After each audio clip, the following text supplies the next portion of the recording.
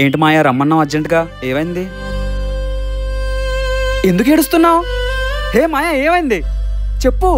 మన విషయం మా ఇంట్లో తెలిసిపోయింది. ఏంటి?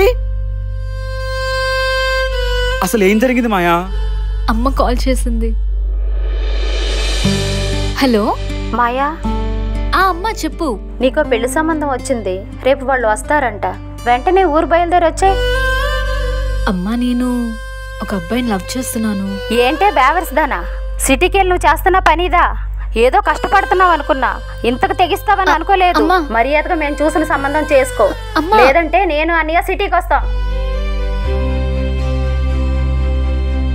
సరే, నాకంటూ ఫ్యామిలీ లేరు, కానీ నీకు ఫ్యామిలీ ఉన్నారు.